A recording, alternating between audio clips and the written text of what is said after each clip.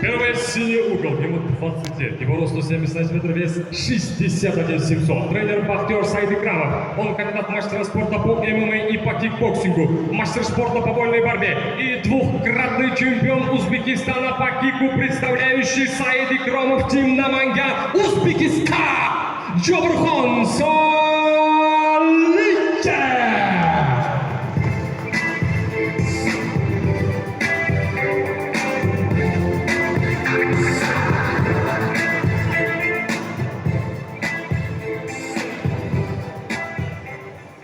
Его соперник красный угол, ему 19 лет, его рост 174 сантиметра, вес 61 500. Тренер Шер Мухаммед Урманов, он кандидат мастера спорта по вольной борьбе, представляющий Карады Найман Кызылкия Кыргызстан, Мухаммед Бөрбасар Талайбекула.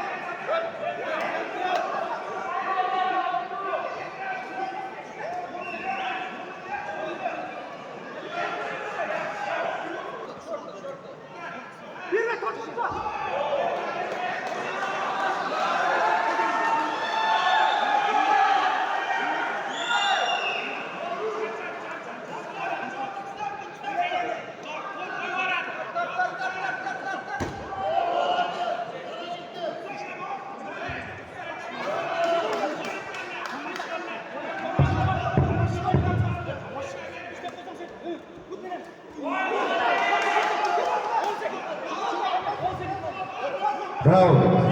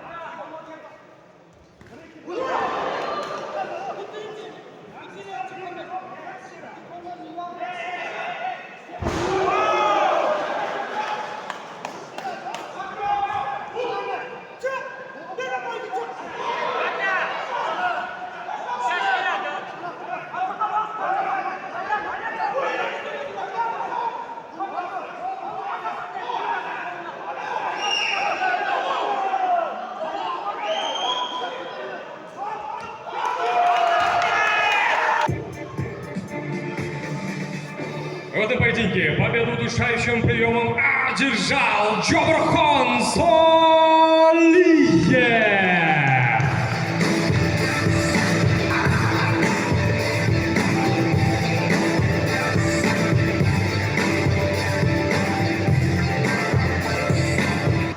Rahmat hammalariga shunchalik qo'llab-quvvatlaganlar uchun. Muhammad Murat bu o'ta sport. Xafa bo'lish kerak emas. Bu safar bo'lmasa keyingi safar. G'alaba bizni kuchli, mag'lubiyat esa kuchsiz qilib qo'ymaydi. Doimo olg'a yurishimiz kerak. Bu sport kimdir yutar, kimdir yutqazadi.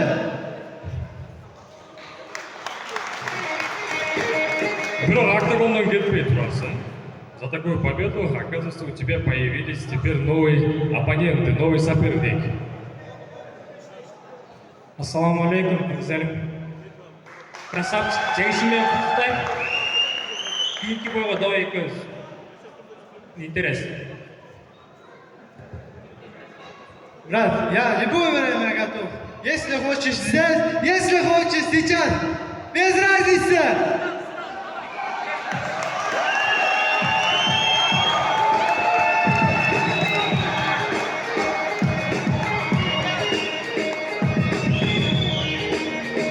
Шашпала, не торопимся.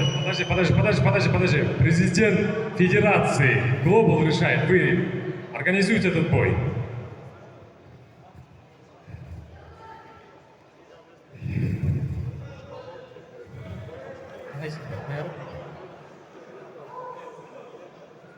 Давай боишься.